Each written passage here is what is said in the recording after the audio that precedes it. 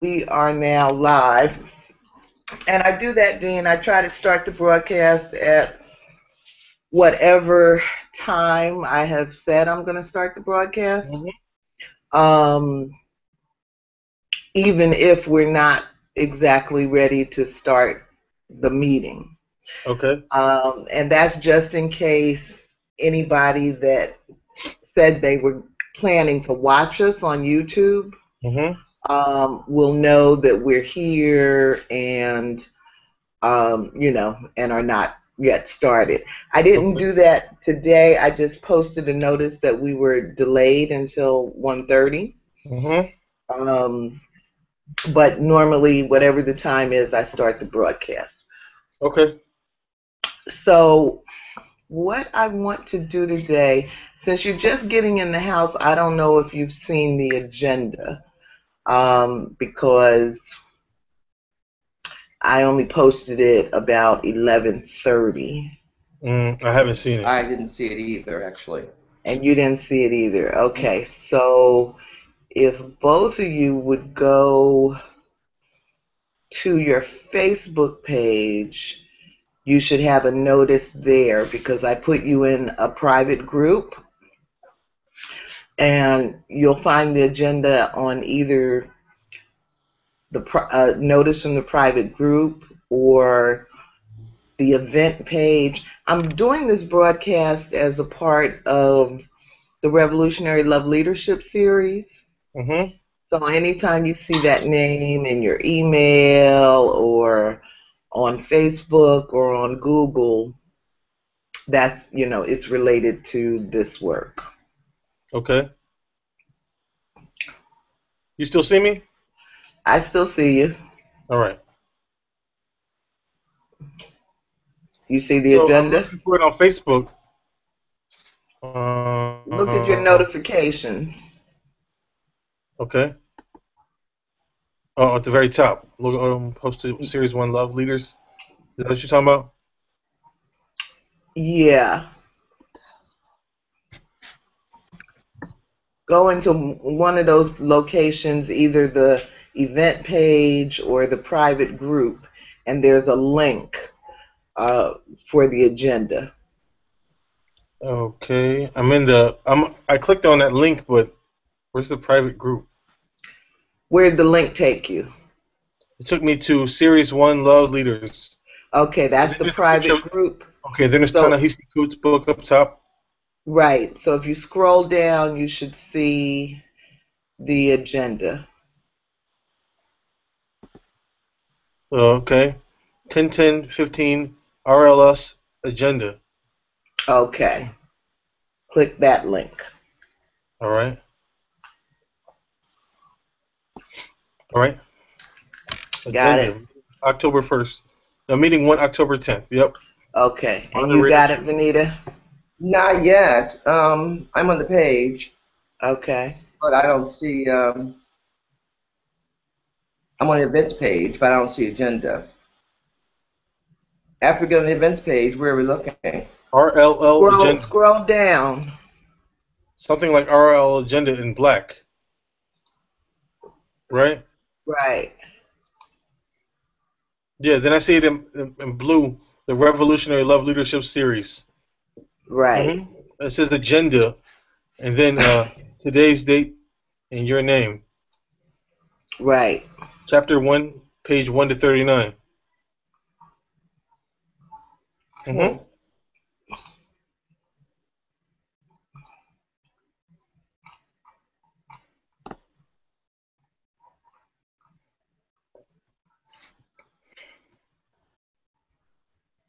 What page are you on, Venita?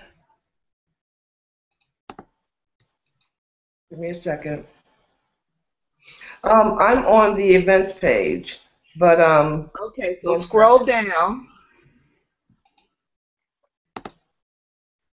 It should say I see. RLL agenda.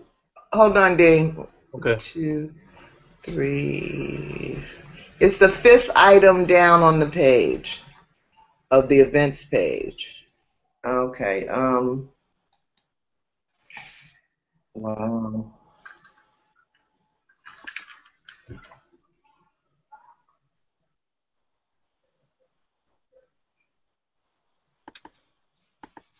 Um, So I wanted to ask you, Dean, is this a good time of day for you? Because I was thinking about DJ. What time does he go to bed? Well, his bedtime is pretty random sometimes. But Oh, 6 p.m. for you is way too late for me because it's midnight for me because of the 6 7 hour difference. So yeah, this is okay normally. Yeah,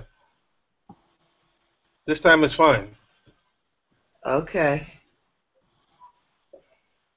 Okay. okay. You get it, Venita? yeah, in front of me. Were you gonna tell us? Excuse me? Were you gonna tell us? No, it's here. Waiting. I didn't want to interrupt you. I was waiting for you guys. we chit chatting because we waiting on you to get it. I know. I thought you were chatting. All right. Well, anyway, Dean, my normal process, um, as I said, is to start the hangout at whatever time I said, like 1 o'clock, and then really give ourselves about 15 minutes to do whatever we have to do, like this, Mm-hmm. finding the agenda or whatever, and so that we're ready to start about 15 minutes later. And I Okay. usually open the hangout about 15 minutes before the hour. So, in our case, 12:45 p.m. or your case, 6:45 Well, p.m. 7:30 here. Yeah. Okay. Well, yeah, but I'm saying if we had started at 1 o'clock. Okay. Um, and then but because we can now send the link to the hangout In advance. um, Mm-hmm. prior to the event, then I might not then you might have to go a little bit deeper in your email Mm-hmm. to find the link to get into the hangout. I'll Sure. see. I'll probably still send the link to the hangout, just before it opens, Mm-hmm. but I'll probably also send it a few days before that whenever I do the invitation. Okay. Then I'll put it. Then I'll star it. I'll put it Yeah. as one of my starred items. That way it pops up like faster. Oh, I don't have to. I don't have to yeah. go. I don't have to go drudging for it. You Yeah, know. that's a good idea. Mm-hmm. Um, so let me see. Let me let me say hello. I don't think we have any viewers at the moment, but hello to everyone and welcome to Series 1 of the Revolutionary Love Leadership series. Mm-hmm. My name is Michelle Odom, and I'm the executive producer and co host of this broadcast series, which runs from October 10 to November 7, 2015. Our reading selection, let me get it. Our reading selection for this series is Between the World and Me, The Love Letter, written by Ta-Nehisi Coates to his son, Samori. I'm joined here today by my co-host, Dean Goldson, who also happens to be my real life son. Dean, tell us where you're located and say a word on what you hope to accomplish with this reading circle. Uh, I am living currently in Germany. I live in Bergstadt, Germany, close to Mannheim, close to Frankfurt, not that far from it. And what I hope to get from this is an understanding. And like I want to become like more connected with where black people are supposed to fit in the world. You know, if it's not in the role, if it's not our, we have been we we're very mistreated in the world. and I hope to understand why and to hopefully come up with solutions to end that kind of thing, to end these Okay. problems. Okay? Thank you. Okay. Okay, and we're also joined today by Venita Walker, my BFF and partner in crime. Venita, where are you located and what do you hope to accomplish with this reading circle? I'm located in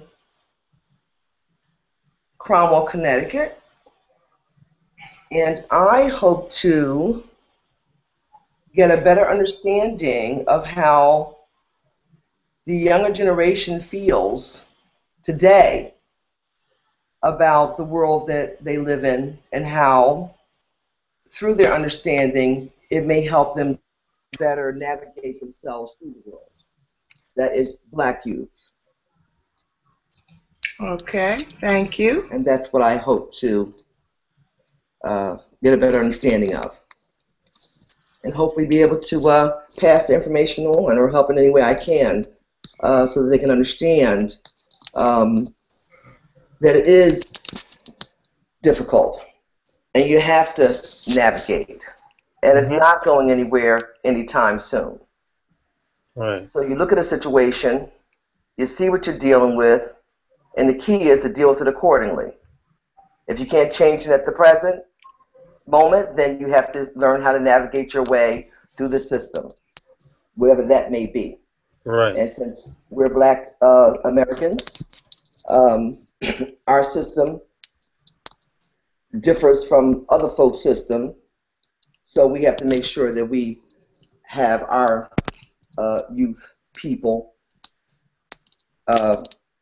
understand. Right. Okay, thank you.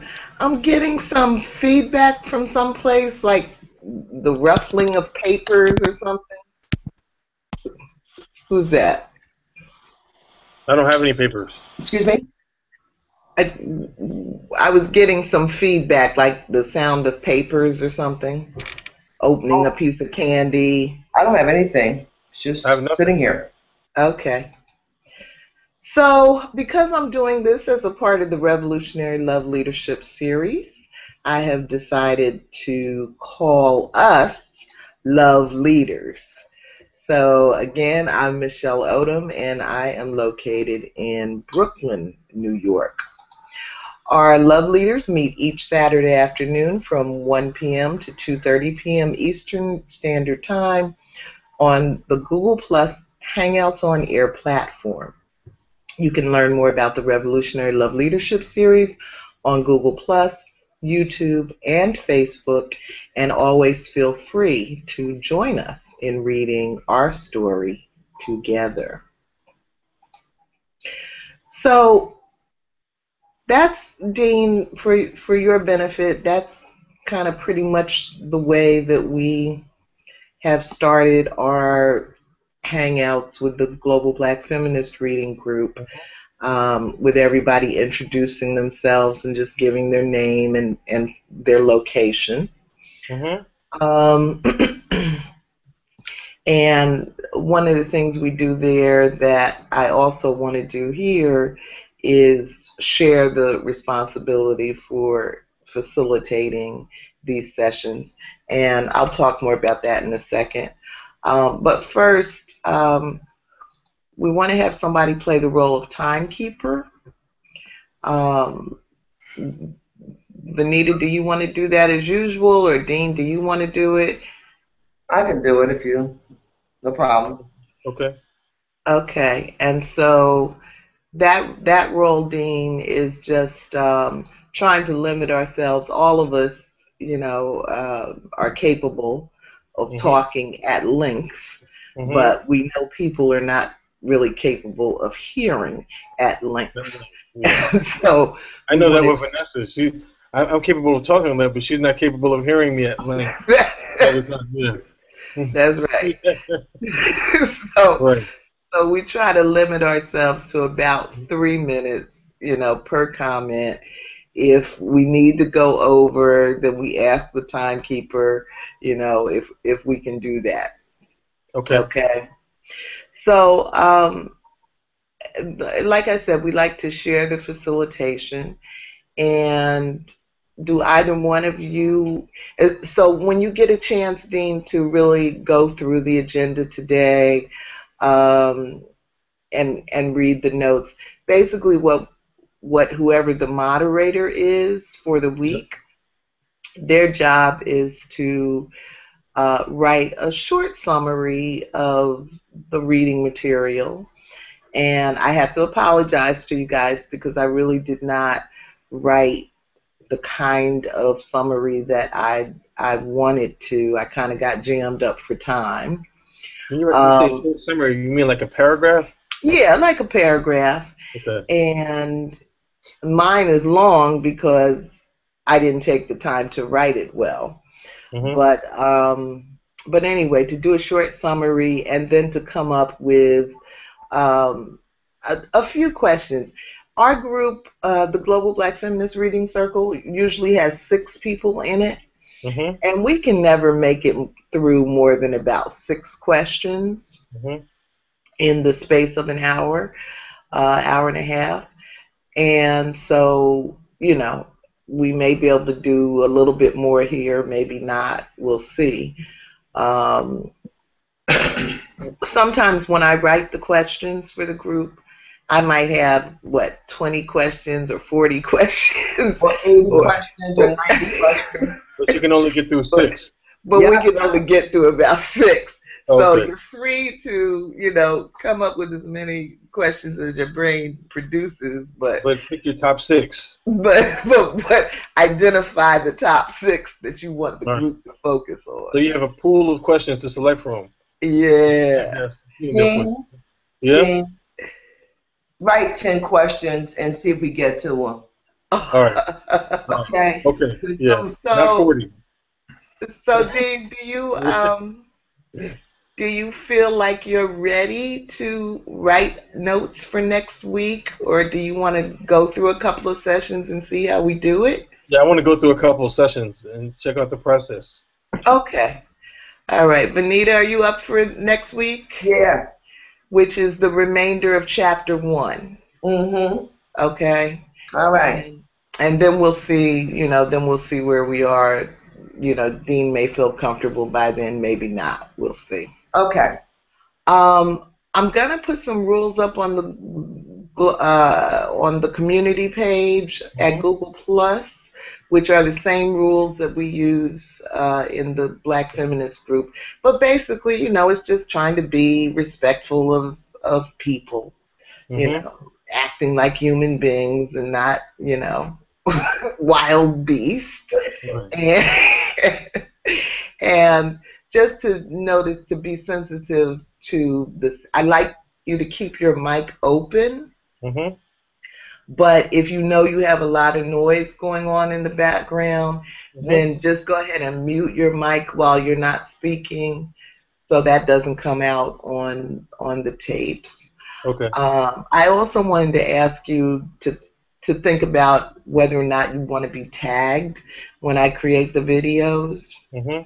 And so you can think about that and tell me about it later. So my name. So if you click on my name, the video will come up. Right, if someone searches on your name, the video would come up. Okay. Yeah. Um, and what else? The series, schedule, the schedule, I produced a schedule, but I may need to change it because there's something that I'm supposed to do next Saturday, October 17th, Hmm. that completely slipped my mind, Venita. Can you believe it? But it's been busy. You've been working on this for like days now. So it's Yes. understandable. Yes. So I need to figure out if I can reschedule that activity. But I'll let you know. Look for the events that I post, on Facebook and Google Hmm. or Google, and you'll know the plan. Okay. What else do I want to say? Okay, so I think that's basically it. And tonight we're focused on the book by Ta-Nehisi Coates,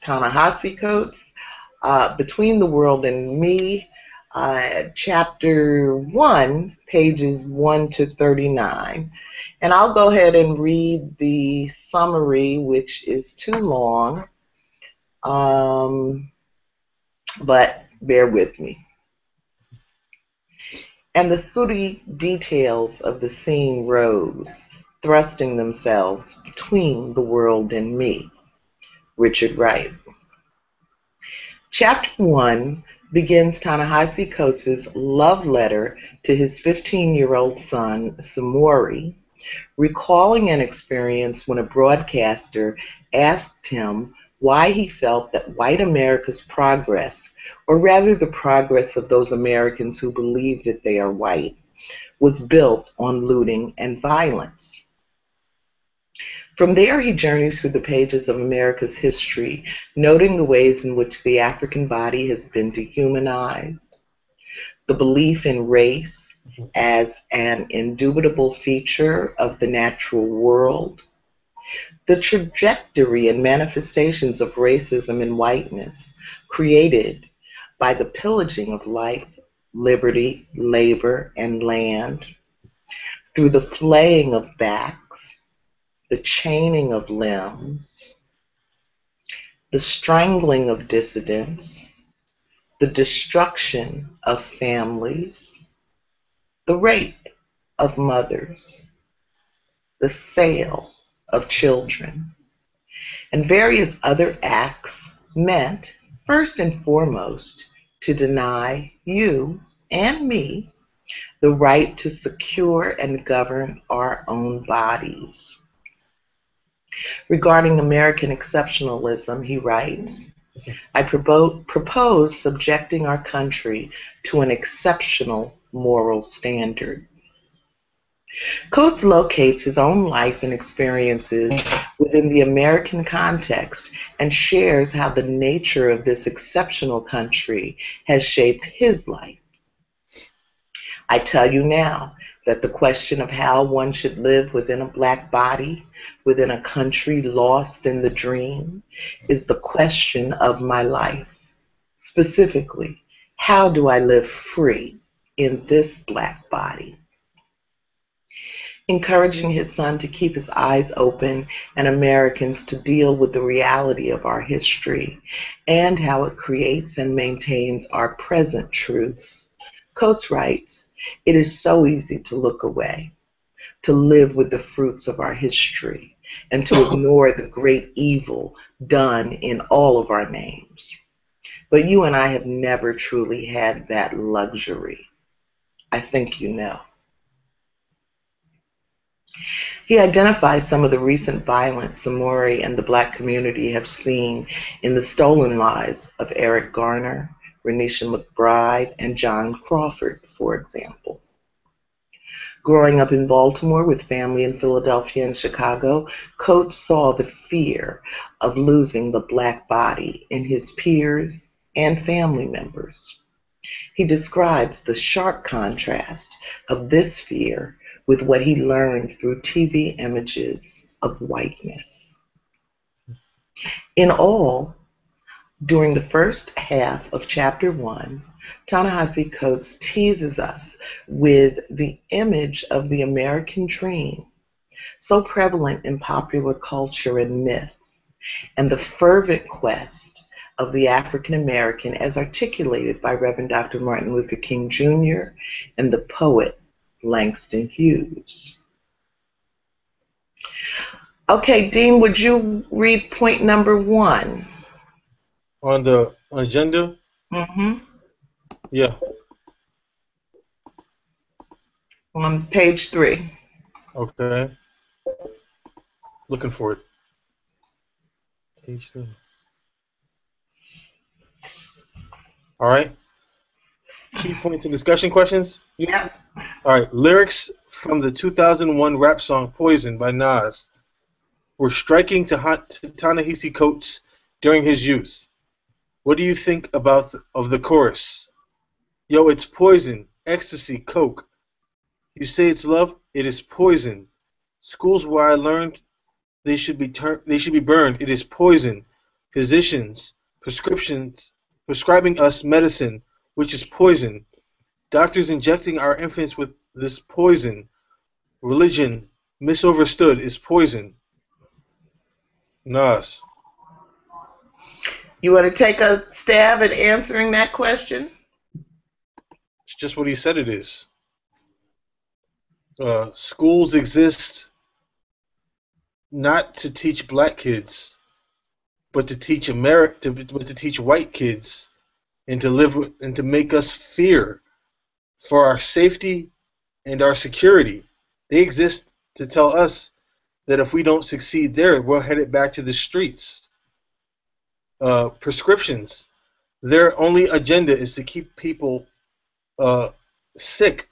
There's no medicine. There's no cure for anything. We haven't cured anything because there's no money in a cure. So they exist to poison us. Our institutions exist to poison us, to keep us on a hamster wheel, to keep us coming back. It's like living in a world with no justice. Okay. Thank you. Mm-hmm. Venita, any thoughts on that one? Yes.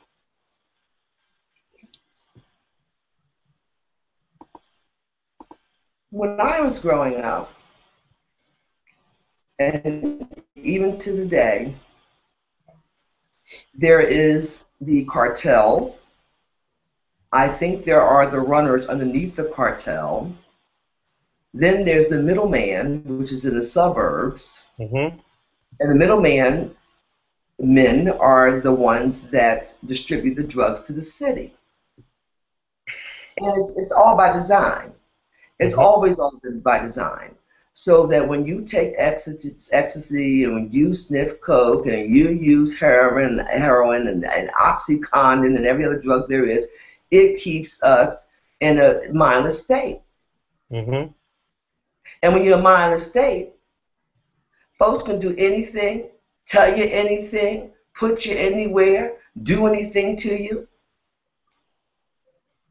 And pretty much there's nothing you can do because you're not even present. So all that was actually done by design so that we would not be thinking people, that we would not oppose the oppression, that we would not fight back, that we would become submissive, and pretty much you can be kept where they want to keep you. Right. Which is nowhere. Mm-hmm. So when they do beat you down, when you do get stabbed and shot, maybe by police, when all these things happen to you, you won't feel nothing. Mm-hmm. And if you don't feel anything, then you're not able to react. So all these things are poison.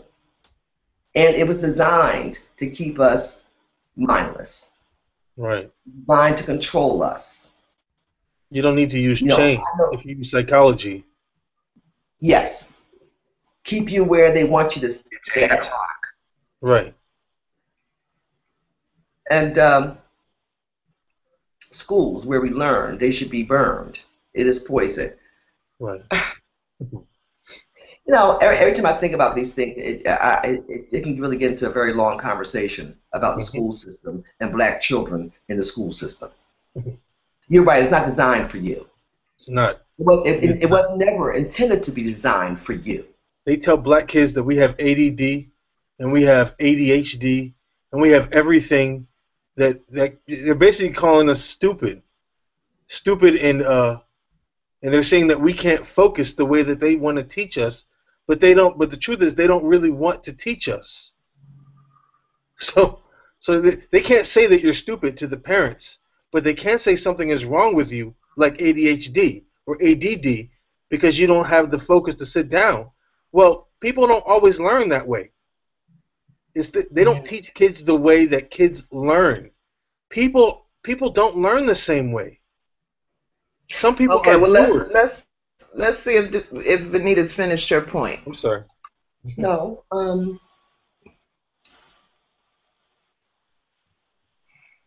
Schools are for black children. are pretty much designed for failure. As a whole, no one learns the same. We know that. And the school systems as a whole are teaching laterally. But I'll take a little black child.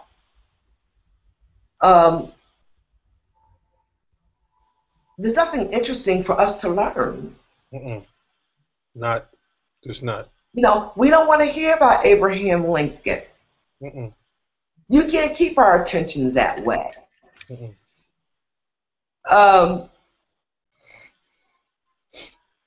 Whenever we think that we have it down, then they change the game.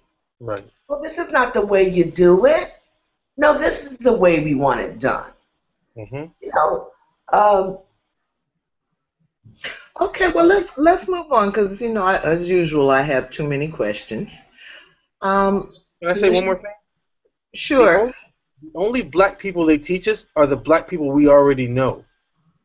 Yeah. They will never teach us about the other people who have fought and died in a struggle for freedom.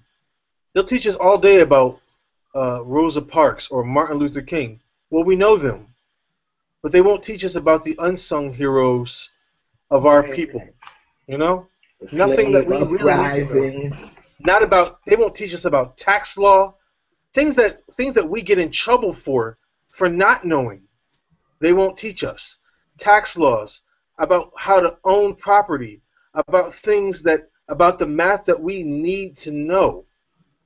You know, they spend all day teaching us about trigonometry. Well, unless you become a math teacher, when are you going to need trigonometry? What good is that going to do you? When the government's taking your house, all right. You don't know the law. Save some for later. Let's move on to the next question. I do. Venita, can you read question 2, please?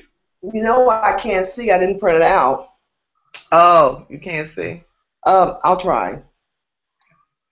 Then we would walk to the house of someone whose mother worked nights, play fuck the police, and drink our youth.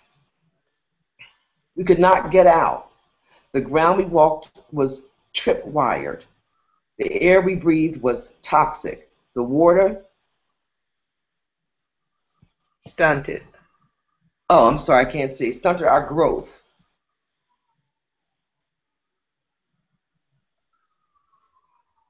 We could not get on. A. Does it end? B.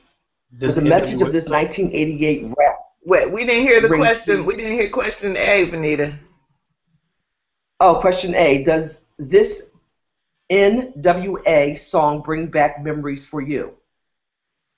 B. Does the message of this 1988 rap ring true for you in 2015? If so, in what way? Now, I tried to share the video with you all in the Hangout here, but that didn't go so well. I did share the song, though, on our social media pages. Dean probably knows the song. You know I don't. I figured you didn't. So, Dean, tell us about it. Yeah, I do. I mean, I haven't heard it. To be fair, I haven't heard it in years. Yeah. No, it's been a while. But it's the same story. You know, it's not. There's no justice in these lyrics. You know, it's the reality that they lived in, and yeah, it's still the truth. It's still the truth. Right. You know, our water is still poisoned. Stunted our growth. You know, everything. Yeah. There's never going to be. Those lyrics are sadly still the reality of today. Yeah. Yeah. You know, what fairness is there for black people in America? They don't even care about the kids. They're not going to care about us when we grow up. You know? If you would never hear about these things in a suburban white community. These lyrics would never. They would never. No wonder they don't understand. No wonder white America is put the blanket over their head, and they just don't understand. You know what it's like to be black. You know? You know, it's easy. It's very easy to stereotype people when you have the power, when you have the Right. media behind you, and then you're not only controlling the black image, you're controlling what white people think, you know, of black people, you know, and how their perceptions are built, you know. So no wonder there's this great divide. Yeah, it's sad, but these lyrics are still relevant. Okay. Thank you. Hmm. Well, I hadn't heard the song in a long time either, but I've been enjoying listening to it today. Um, and you know, I was remembering how you used to always try to shield me, Dean, from the worst rap lyrics, You don't need to hear and all that. uh, You don't need to hear all that. and I couldn't remember if And I knew this song or not, but I the was truth, enjoying it today. you may not be able to relate to those lyrics because that was a different place, you know, in a different time when they wrote that. You know, people have varying degrees of racism, even Yeah. in the black community, based on area and place and time, you know, and location. Yeah, Well, and feelings of I've expression. been familiar with police brutality for a long time. It has not been my personal experience, Right, but but I know it's there. Dean, right. go ahead and read point number 3 for us, please. Okay. Almost every day, I played Ice Cube's album, Death Certificate. Let me live my life.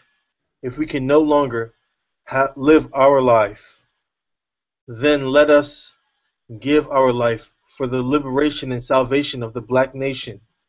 Ta-Nehisi Coates described the ways in which African Americans have been challenged in securing our bodies.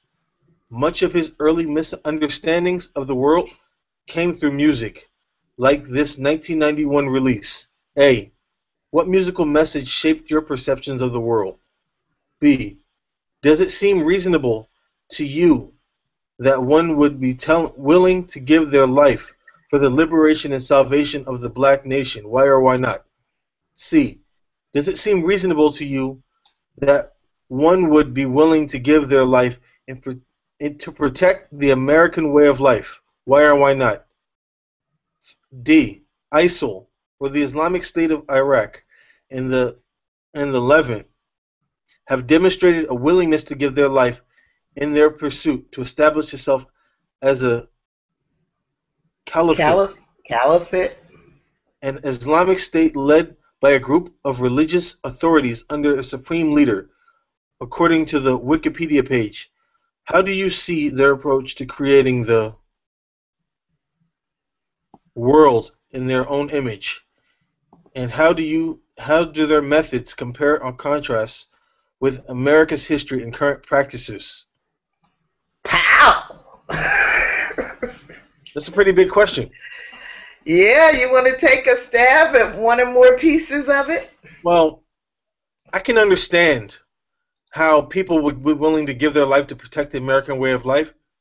America, in a case like the military, it's very easy to become indoctrinated with their philosophy. In fact, they have a doctrine command that is specifically designed to indoctrinate the people who are a part of it, is to protecting America. I was a service member myself, you know, and you see all the imagery before every movie you go to. There's a Pledge of Allegiance. Every time you listen to the president, it's God Bless America. Everything they do is designed to train you to shoot. They train you to shoot silhouettes of people. They don't train you to shoot people. They train you to shoot the silhouette of a person, which is the shadow of a torso. They spend billions of dollars with techniques and training designed to train people to give their life in service to America if need be. So I can understand how people can be trained to defend the American way of life, or any nation that is willing to spend billions of dollars for that cause. You understand? Mm-hmm. Uh, does it seem like does it seem reasonable to me that anyone would be willing to give their life for the liberation and salvation of the black nation? Well, yes, it does. Many people have given their life for the liberation and salvation of the black nation. Uh, Malcolm X, uh, Martin Luther King, and many others. Many people have given their life for the rights of other people.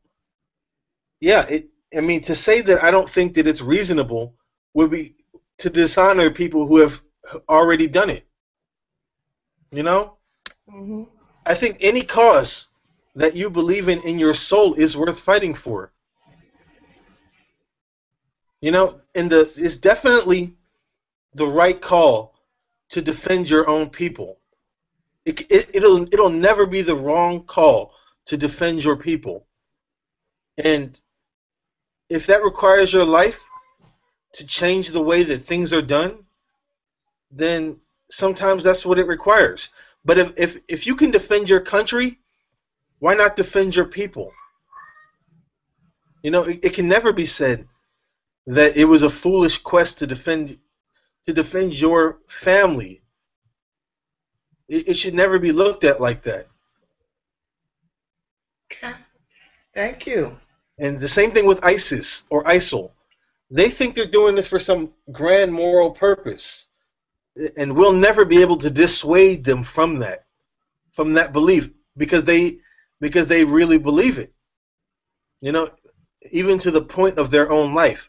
And I don't think that they should be giving their life, but I can't then tell them they're wrong for their point of view on things, because not their whole point of view has been shaped by America. It has partially been shaped by our drone programs, and the things that we have done to them.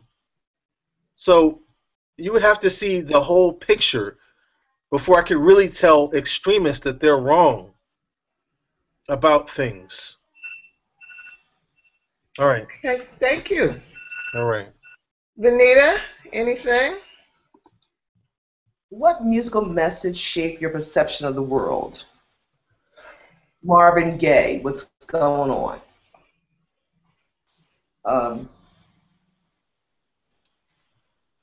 It was actually, it was a fleet of musical messages that shaped my view of the world during our time, Michelle, because it was during a time of huge change in our nation, Dean. Michelle and I were actually, I would say, lucky enough to be around during that time, because so many things were happening. So it was, oh wow, like I said, Marvin Gaye comes to mind, but it was so many messages in music then. I remember actually one, at that point they were called albums or 45s, Mm-hmm. actually a band. That was during the Vietnam War. Remember the song, Michelle, Bring the Boys Home? Mm-hmm. Bring Them Back Alive? Mm-hmm. So it was a big time of change. Michelle and I were, like I said, fortunate. I look at myself as being fortunate to be able to see all that change come about. During segregation, elementary school. And I'm not that old, Dean. And don't shake your head and say, yes, Auntie Venita, you're not that old. You're not that old. You're not. I didn't think you had to say that you're not that old, because I never thought you were that old. Oh, see, that's why I love that. That's why I love that. I knew I love that man for real. No, you all right, baby. That's why I love you. Because you know just what to say. Love that. So that I won't kind of go on forever, but and as far as does it seem reasonable to you that one would be willing to give their life for the liberation and salvation of the black nation? Yes. I believe that it's reasonable. I believe it's more than reasonable. Again, if you came up during the time when Michelle and I were little girls, preteens, and teens, there was nothing else. You had no choice. You know, you had no choice but to give your life. Let's put it that way. You need to go to school. You need to be able to walk on the same side of the street. You need to be able to purchase a home. You need to be able to sit down in a restaurant, use the same bathroom. Right. You know. They're just being completely unreasonable with that stuff. Reasonable, you have no choice. Right. If you didn't have you weren't living anyway, unless you fought for those rights, you weren't living anyway. Right. You know, the right for an education, the right to have a job, the right to take care of your family, the right to go sit your family down at Kresge's department store and have lunch. Simple. I mean, this ridiculously simple things. So yes, it was worth it because you weren't living anyway. You had no choice. You were fighting to live. Somebody has to be willing to make that stand. Along with your grandfather. Dean, don't cut us off when we're speaking. I'm sorry. Yeah. Along with your grandfather, which I happen to know very well and admire. He was so handsome. Dean never knew his grandfather, Odom. Dean, I knew him, and he was quite a man. And just like I knew my idol, Loga. But we won't get into Loga because that would just, go on forever. One day I'll tell you about it, Dean, when it's just me and you. I'll tell you about it. But yeah, so in the long and short of it, we had a lot to fight for. And yes, it was more than reasonable to fight because if we didn't fight, we weren't living. We had to, we had to fight for every breath of air we took. Fight to get on the bus. Fight to sit down. Fight to stand up. It was always a fight. And we were willing to live our life, to give our lives for it. At least if we couldn't sit down and we had to die, somebody would be able to sit down. At least if we weren't able to go to school, somebody would be able to go to school. So that's the way it was. And that's the way it should be today, actually. I think we lost, once we got a few rights, we just thought, everything was cool. And it's never been cool. Never. Okay. Let me see. On that question 3, you went to the political music of the times, Venita, which was very influential on me. But the other big musical messages that came out of that era were the love music. Yeah. And some of it universal love, love for the world, and some of it romantic love. I kind of made a decision at some point to stop listening to as much of the romantic love music as I listened to during my teens. Not because I didn't like it, but because I was conscious of how much of an influence the music has over our thought processes.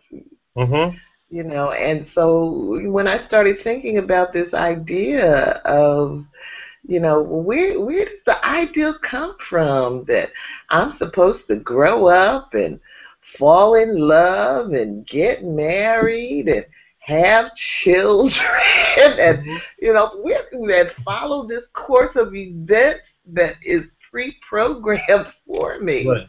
Where does that come from? And I don't think I like it. Mhm. I had to turn off the music, but I like it. But that, the R&B love songs of the 1970s are just, draw dropping kind of stuff. Right. Music is programming. Yeah, Music is music. it's Music is programming. programming. Just like that music is programmed. Music today that says all this stuff in rap is programming. Yes. Music is programming. Whether that feeling is a euphoric feeling or a call to action, a political music, or straight disrespect for everyone, it's programmed. Or hate music, it's programming. Right. Right. And And it so, to a you specific know, group of people. Yeah. whether you spend billions of dollars, as you're saying, Right. getting people to war, or Mhm. billions of dollars getting people into families where they will then become good consumers and, Right. and buy a house and be in debt and Right. follow the program, Mhm. it works. It works. Mhm. So, and whether or not the goals are legitimate or not, or worthy or not. But you catch people at a certain age before they've had time to really process what's going on in the world, Right. and you feed them the message you want them to have, and Mhm. and they're on that merry-go-round for as many decades as it takes them to get off, Right. and sometimes they never get off. Mhm. Um, that question about ISIL, that was just inspired. That just came to me at the last second Mhm. as I was working on this. But really, as you read through um, Coates's description of American history, it does make you wonder. Well, when you think about American history, is it any different than what ISIL or any other extremist group is doing, has done? Am I being beat, Venita? Was that a timer? I don't know. I think Venita might be frozen now. Mm. She freezes up sometimes Okay. um, on her internet connection. But Mm. yeah, I do think that these are interesting things to think about. Personally, um, I think it's more than reasonable, as one of you said, to be willing to give your life Right. for a For cause what you that you believe believe in is does. worthy. But I think that Right. we have to come to grips with the fact that it's probably fair to say that most people are not willing to do it, even though they may believe in it as Mm. a theory. They're Mhm. not willing to do it as a practice. And Right. that's why we have the world that we have. And, you take groups um, like an ISIL, um, or the black church or the black Muslims, Mhm. and there seems to be something about a religious component that is very effective at compelling people to make those kinds of sacrifices. Mhm. So yeah, We in the black community are not willing to do that because our church does not preach the same way that it used to preach. yeah, You can't have a call to action if you're constantly preaching the gospel according to money. If you're preaching the prosperity gospel to people and you're preaching all this other crap that has nothing to do with a call to action, a call to defend our people the way it should be defended, then it's no wonder why we're not willing to make the sacrifices and we're not willing to do the things necessary to defend our people in the way we need to be defended. You yeah, know, we're not preaching to each other the way we're supposed to be preaching to each other. Like, are these people really speaking for God when they get on the pulpit anymore? Because I don't really feel like people are speaking what Doesn't God seem like it. intended them to speak. You know, how can T.D. Jakes get up there and talk about he needs this new jet?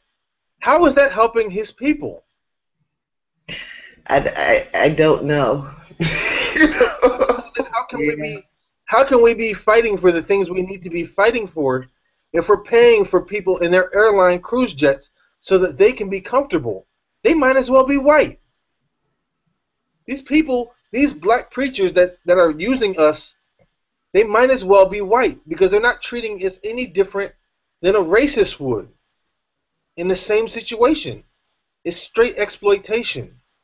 So how can we be willing to fight in the way that we need to defend ourselves to stop the issues that are happening to our community? We can't.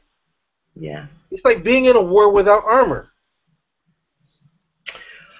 All right, let's go on. I want to skip over question 4 for now. And Venita, are you back with us? I'm here. Okay, I think you got frozen for a minute. Oh, okay. I didn't realize it. I hear you. Oh, okay. Mm-hmm. Yeah. Venita, would you read question 5, please?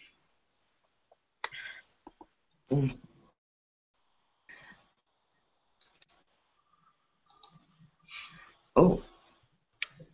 As a boy, Coates learned to fear the world. Concern from his father, expressed as spankings, and what he saw in his friends who sought to command the streets, both appeared to him as fear. A. What fear do you have in your youth about protecting your body, if any?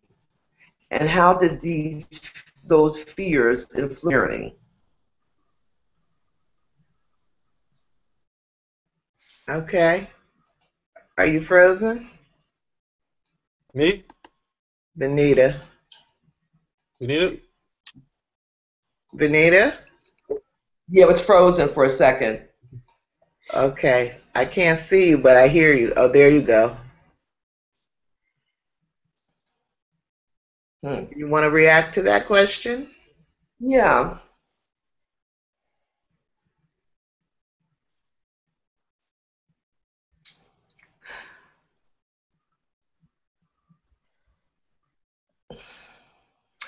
You know,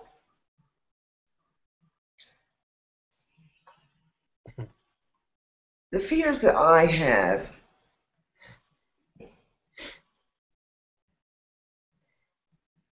had during my youth, I had so many fears. I guess it depends on the environment that you grew up in. Mm-hmm. You know, whether I grew up in the city, and at times not a particularly good area of the city, and there was always a fear. There was a fear of walking down the street. Me and my girlfriend and walking past the alley, we would walk close to the curb because young little girls' bodies were not their own in their neighborhood. You know, there were little girls that were raped or molested. Going to school, I remember being in 7th grade or 6th grade, and as Coates as his father did, and as he did, worrying about your worry was how many people were you going to walk to school with in the morning. What time are you going to leave to avoid this group of people and that group of people? And I was in no group. Spanking. Now, that's another issue that Michelle knows I feel very strongly about. I don't believe in spanking at all. And many years ago, they spanked children, and they didn't spank children. As a matter of fact, the way some parents hit children, I don't even call it spanking. You'd be in jail today. I know. So that was always a fear of, and I knew that when I had children, if I ever had children, because I never thought about it, mind you, I don't think Michelle and I were on that tip about the children in the marriage. You know, like little girls grow up and think they want to. But I knew I wasn't going to hit them. Um, it's just so many fears I had, Dean, every day. You know, you wonder why children in the city have a hard time in school because you have so many things to think about. The children coming from middle class white families don't have to think about. Right. You know, they don't have to think about walking to school and who they have to avoid and how many of your girlfriends you're going to walk with, and after school, who's going to be waiting for you. They want to fight you in your own community to hurt you. They don't have to worry about those kind of things. The gang wars. Right. Then they had gang wars like they have them now, except guns weren't as readily available then as they are today. Instead, they stabbed each other. They used car irons and machetes and this and that. I mean, it was just so many fears about being hurt all the time. It's awful. It was awful. And I think at one point in the book he was saying, you know, how he felt. He was angry. I think I actually, Michelle and I had that conversation just a few days ago. I was angry. Like, why would my parents have me here? Right. Why would they have me living in all this stuff where I have to have all these worries every day? And you know, and I made that twice because it brought back these memories, terrible memories to me. Because I was very angry, and it took me many years to get over it. Many years to get over that anger. Why would my parents have me in this situation? You know. So I have fears every day, all day. And how did those fears influence your parenting? I knew that when I had children, that I was not going to put them in harm's way. I was not going to live in a ghetto. I was not going to have them ducking bullets every day. I was not going to have them getting up in the morning worrying about how they're going to get to school, whether they were going to get there, how they're going to get home. I wasn't going to have them worried about if they just behaved in a way that I didn't approve, that my hand was going to come down on them, or ironing cord, or a belt, or whatever people use to beat their children. And I say beat because it's like beat your child. You know what I'm saying? I knew they were going to live in a home that was conducive to learning and growing, you know, that was pleasant, that was quiet. I knew that I was going to always be present, not just for their daily needs, but for education, for if they needed me, if they wanted to talk about anything, if they felt anything, if they needed it. I knew I was going to be totally present. Right. So I kind of, what it showed me is what I did not want to do. So I learned a lot. I learned what I didn't want to be and what I didn't want to do and how I wasn't going to live. And I knew that my children would never grow up and say, why would my parents put me here? Thank you. Well,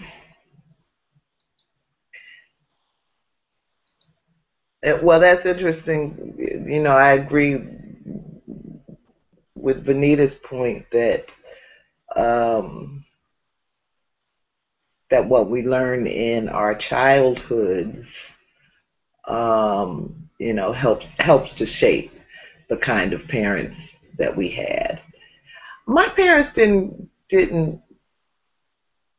do a whole lot of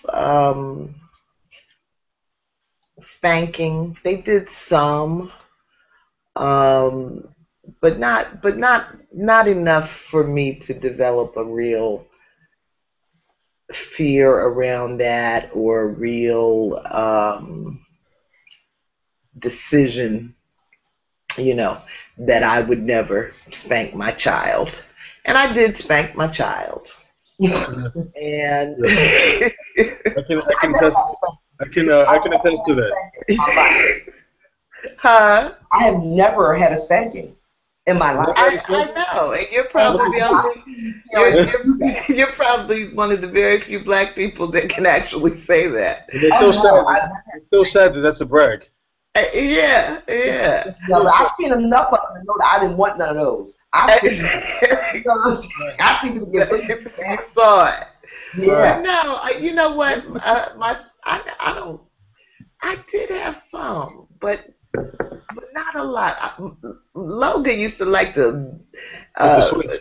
with my brother, one of my brothers, Larry, he and I fought every day of our lives as children. And he was the type that was always starting stuff. But he was Mm-hmm. real quiet, real smooth, the type that just pick at you. Mm-hmm. And then I'm loud and, out of Yeah. control and whatnot. Right. And so I would come along and I'm bigger than him. I was bigger than him as a child. So I would finish the stuff that he Mm-hmm. started. But that's when my mother would always notice something was up. Mm-hmm. And so her strategy was to knock our two heads together, which I always thought was so unfair. It was Because I quick. didn't start it. But no, Right. but I mean, I don't, I'm pretty sure that if I had a child today, I wouldn't do as much spanking, but I might do some.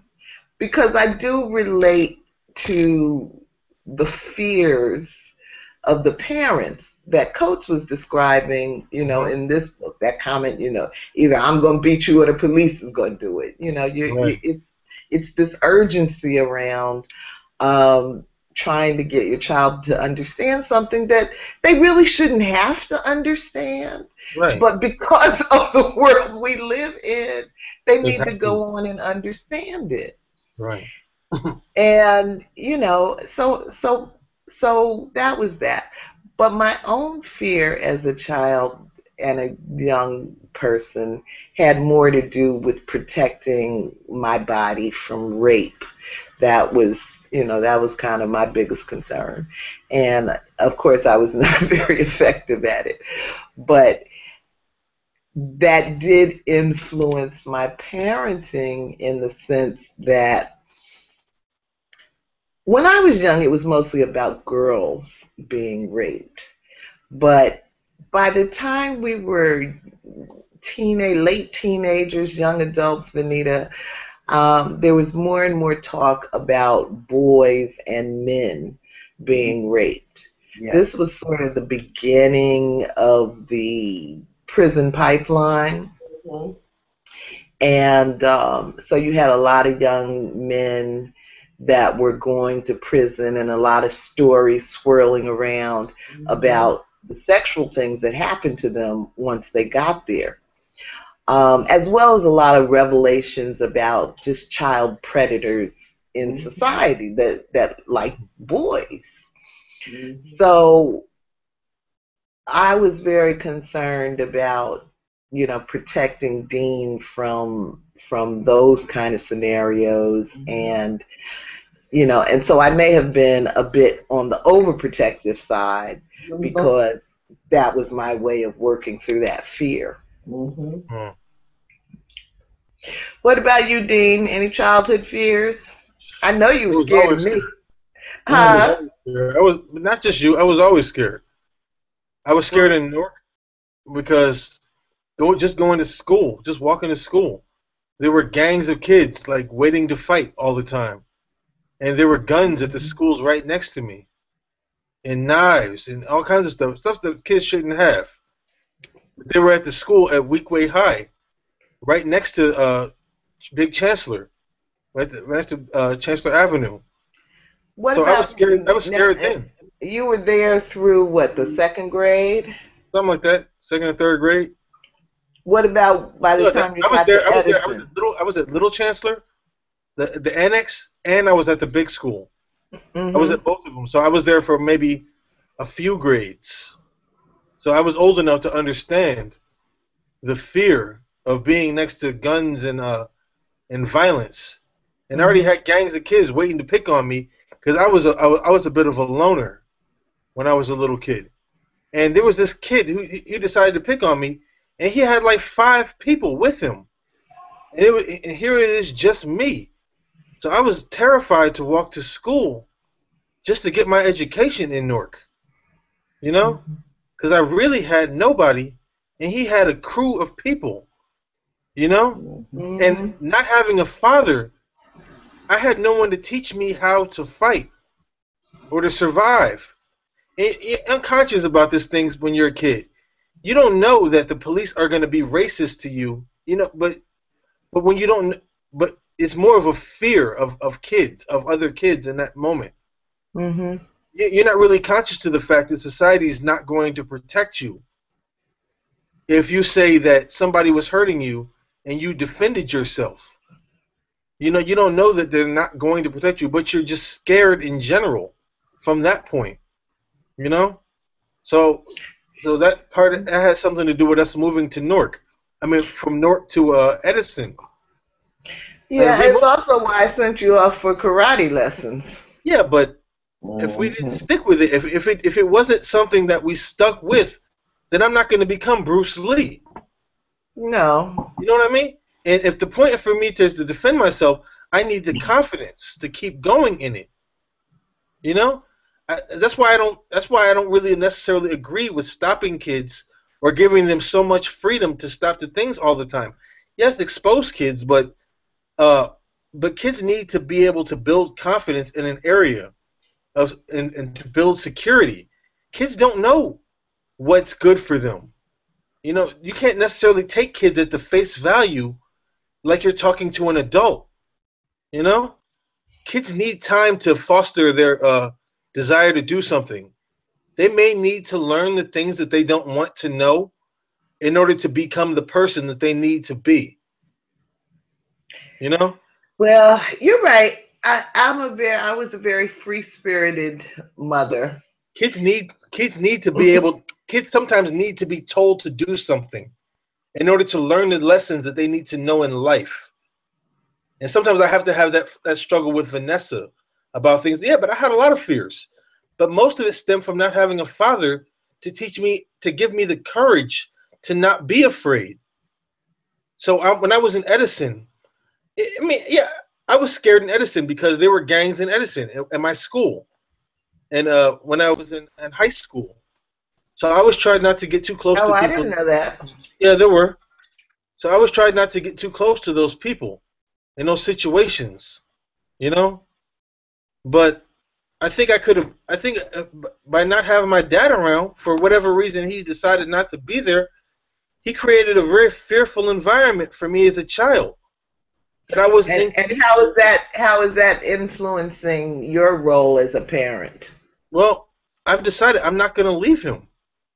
You know, being a single parent is a very tough job, but you're not supposed to be a single parent. You know, it can be done, but you're not supposed to do it by yourself. Fathers teach their sons lessons in being a man, in defense, in confidence, in how to navigate the world. Things that your mother simply just can't teach you. Well, Father, I don't fathers, know. I mean, I'm, you taught me. feeling, You taught me I'm a lot. You feeling taught very me how to be proud at the smart. moment of the Look, man I created. look, you Shoot. taught me how to be smart. You taught me things that I needed to know. But because you were alone and you had to work all the time, there was lessons you couldn't teach me. I had to learn how to do my own laundry. There's things I had to learn because I was alone. But to be a man, uh, there All was right, I couldn't do that. there's things there's things that I'm gonna have to teach my son that I wasn't taught when I was a kid.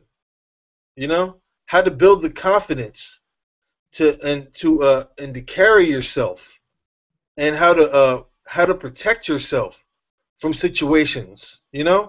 Things my father was supposed to teach me, but he was either too selfish or didn't know in himself, or in whatever, in things that happened outside of my control led to the breakdown of my lesson. It hurt me. So what I have to teach my son is how uh, to conduct himself, so that cops don't think that they have to shoot him, or they don't have to think that he's not educated, or when kids come up to him, how to respond appropriately. You know, the lessons that a father is supposed to teach his son. It's great to have a mother, But a son also very much needs his dad. You know, he needs the dad to have a firm hand, to show them and to teach him respect. You know, because respect for authority is very important, especially in a world of racism. You know, especially in a world where people won't give you the second chance to get something wrong twice. You know? When people won't give you a chance to get it wrong twice, you better learn it the first time. And that's not to say that you should be fearful, but you should know how to respond to grow yourself. I'm in school right now. I'm trying to get my degree, so I want to teach them how important having an education is.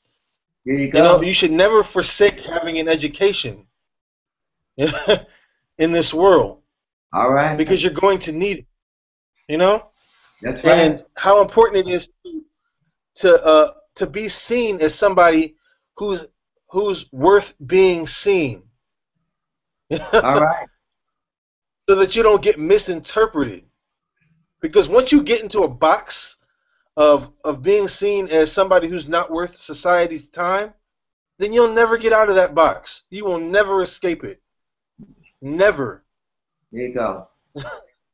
All right. So, thank you, Papa so Dean. the fear that I grew up with is part of the responsibility that I have to my child to shield him from certain truths so they don't become his realities. You know? All right. Thank you. All right, I'm going to go into the last question here. Okay. Ta-Nehisi Coates has taken the image of the dream that lives so prominently in American culture and the collective consciousness of Black America and turned them on their rears.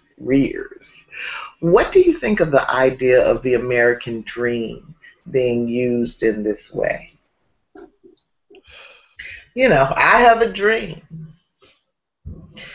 Or Langston Hughes' poem, The Dream Deferred.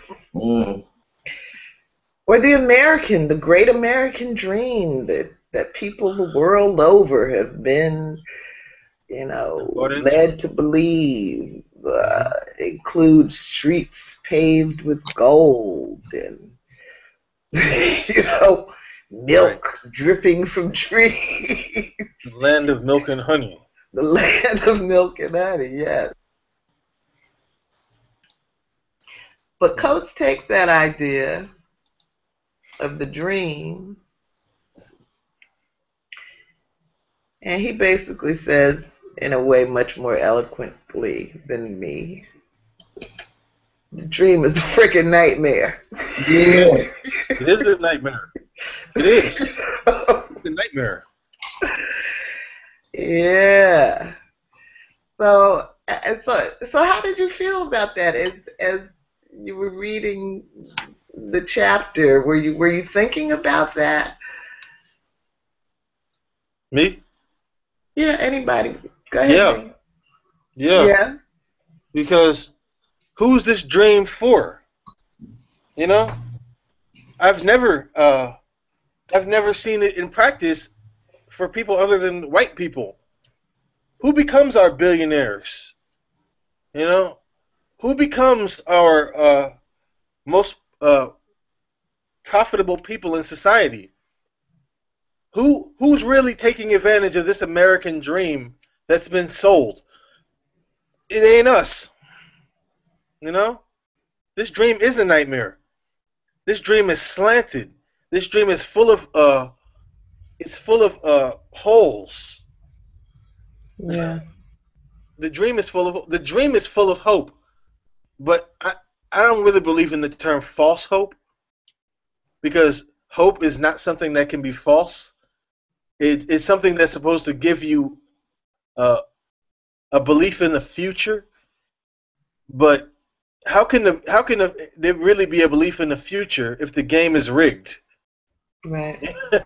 if the rules are already preordained for one group of people and the other group of people is pretty much out of the game and they don't even know it, how can hope really be? Then that's really a false hope. for Yeah. the future. The dream is it's just like everything else in America. It sounds like it's for everybody, but it's not. It really sounds like this dream is written for everybody. It's simply not. You know, the people in power will make sure that there will never be more rich black people in America or wealthy black people in America than there are white people. There will always be a slant, and even if you make it to the top, even if you break out of the shell of poverty, they will still have their strings on you.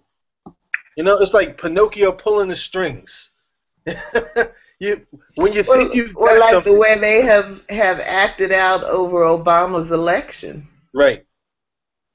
When else have they asked somebody about a birth certificate? When have, Never.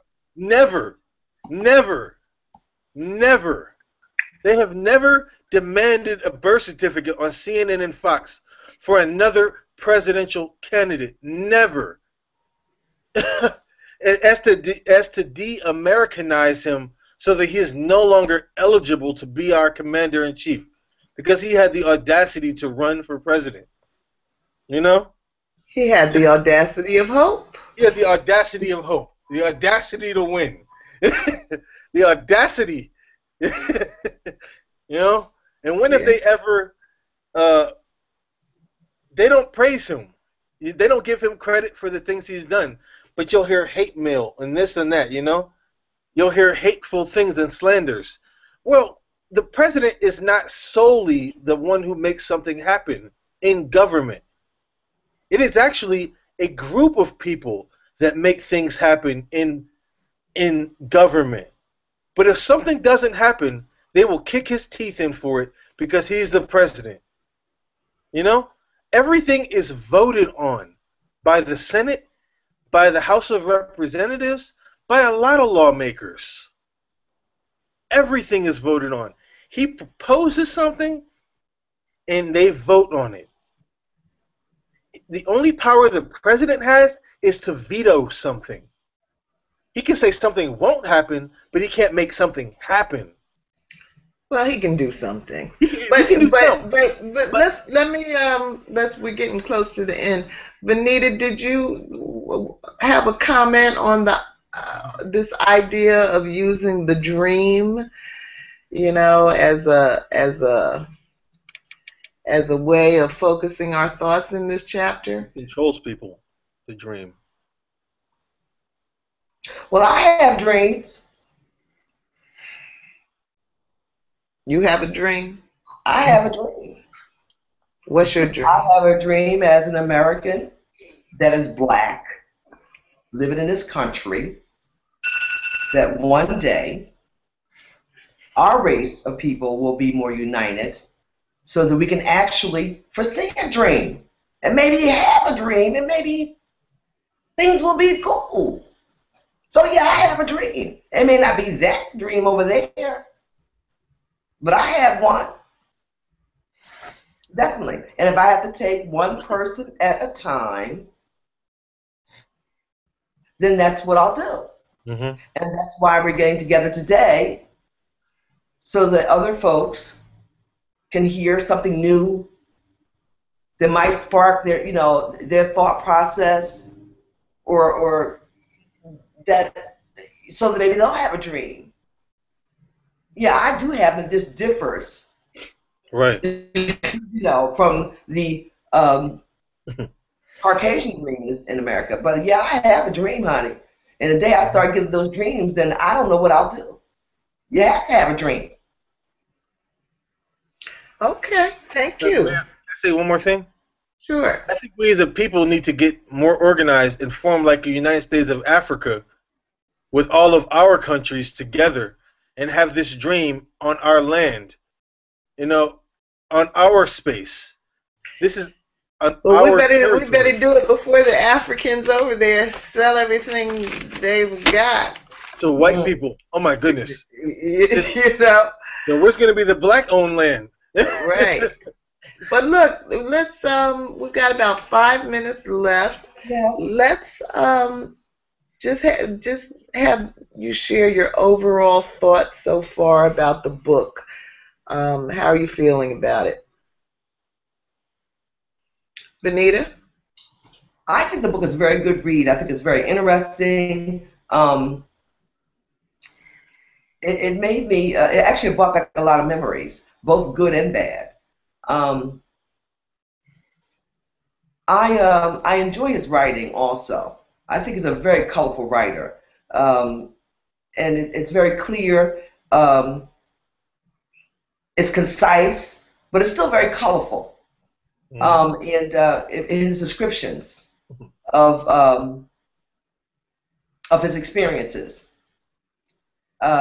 I think I am really enjoying the book. Absolutely, Okay, good. I am really. It's something about, even though I grew up in the city and I've experienced 99.9% of what he's talking about. It's something about seeing it on paper. Yeah. You know, it's because it's Right. so organized, and it organizes your thoughts. Validated. So even though I experience these things, it's still a new experience. Nevertheless, I think it's a very good read. I think it's an excellent book. Excellent. Good. Dean, how are you feeling about it? I think it's eloquent and it's simplistic. It's written simply but beautifully. Mm-hmm. You know, it's validating when you can read things that express your viewpoint, that express that make you feel like you're not the only one who sees these things. You know, when Trayvon Martin was killed, and we were and all of Black America, including me, was expecting, like his son, was expecting an indictment, and we're woefully disappointed. That that that's something I can relate to. You know, the Yeah. things that happen in our community where we don't get justice, and either being in a gang, either being with a gang or not with a gang, having to choose. People have been through that too. You know, I've known people who've had to make these decisions about whether or not what color they wear, or what they, or be very conscious about the things that they do in that gang. And people who've also had been told that they have ADHD or ADD in school as a means of controlling of the student, you know, rather than really helping people. You know, when you can read things Right, that and validate your experience. that's one of the things that I did not write a question about, which is related to the poor notes that I wrote. Right, Um, but that was another, big piece of the theme right. of these first 39 pages Mhm. that, um, he couldn't get he wasn't protected by the schools, He and he wasn't wasn't protected on the protected street. by the streets, you know. He didn't feel safe at home because his parents would beat him, because if he wasn't tough enough on the streets to protect himself, his parents would beat him. If he talked back to his teacher, his parents would beat him. If he did anything that society in any aspect felt was wrong, he would face uh, not only their justice but his parents' justice. You know, And and unfortunately, that is that the makes you fate feel of a lot vulnerable as a of person. children. That makes you feel very vulnerable and exposed and raw as a person, and that's something white America does not have the same feeling as. You know, how can you Well, move? there are a lot of white children that experience physical abuse Yeah, there are. Don't get in me their wrong, there are. homes, But it's but not. But it's not related to it's not related to the parents' things that make fear us about, fearful. how Right, they're going to live in society. right. And we have that fear every day. Yeah. Well, good. I am glad you both are enjoying the reading. I'm certainly enjoying it too. Um, I think it's an excellent book. This is what Toni Morrison had to say about it. I've been wondering who might fill the intellectual void that plagued me after James Baldwin died. Clearly, it is Ta-Nehisi Coates. The language of Between the World and Me, like Coates' journey, is visceral, eloquent, and beautifully redemptive. And its examination of the hazards and hopes of black male life is as profound as it is revelatory. This is required reading. Right. It is. Now, I'm certainly not going to disagree with Toni Morrison. How could I? But I tell you, James Baldwin, Dean, I don't know if you've ever really gotten into James Baldwin, but that's my boy. Yeah. I'm not ready to say that Ta-Nehisi can take him. He's on the path. He's definitely on the path. But there's only one James Baldwin. There's only one James Baldwin. And there will not be another one. Okay, so I've never really read that much, but maybe I was just waiting for the right thing to read. You know, it's not. Huh?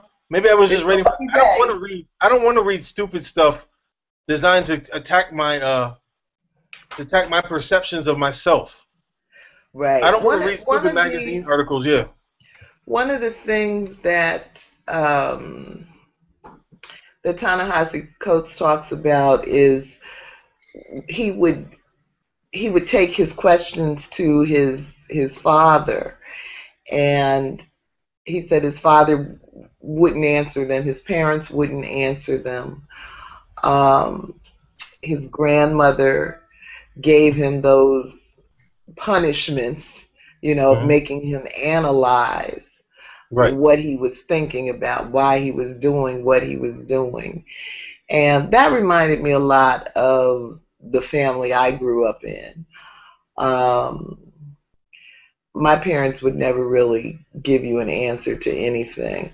But when I was about 20 years old, I was working for some lawyers, some very politically conscious lawyers.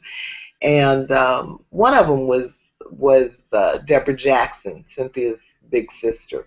Mm-hmm. And I had so many questions going on because I was learning so much about the political cases that they were involved in.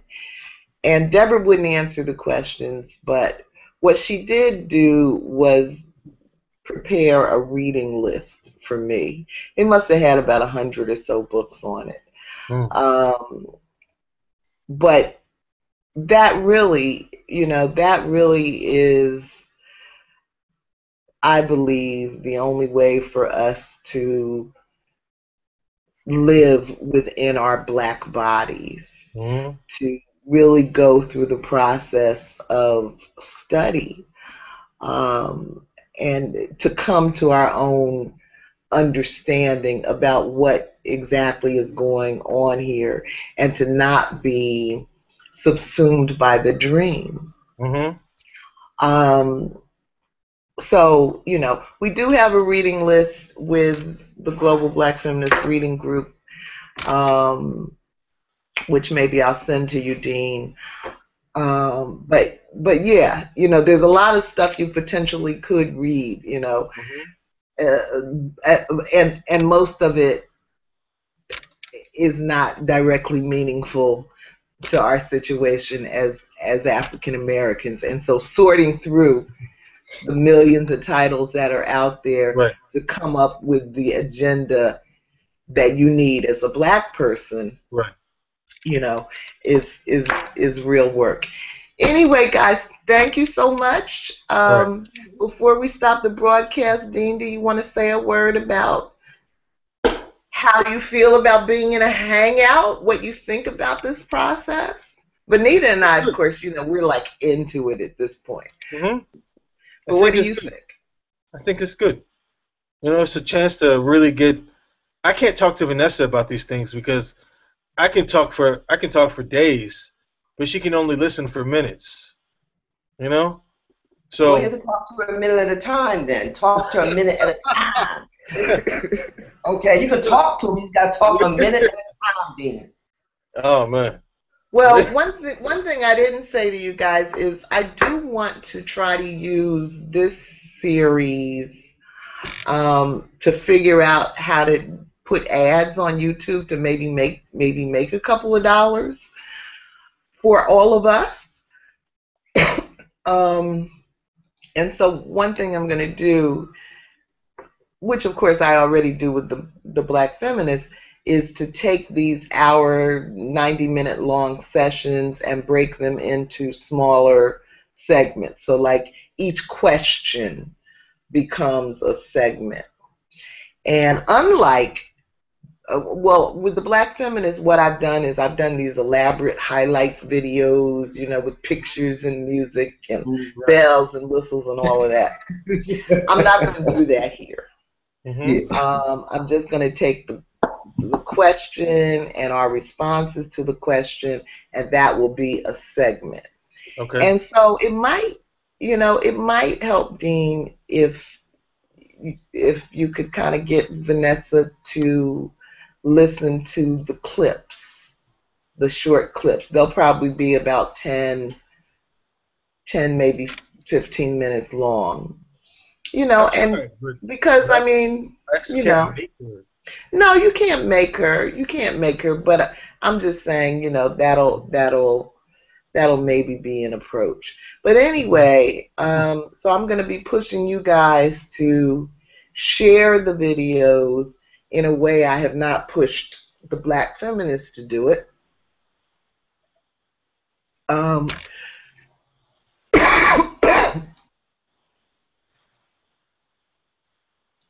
Ooh, getting dry.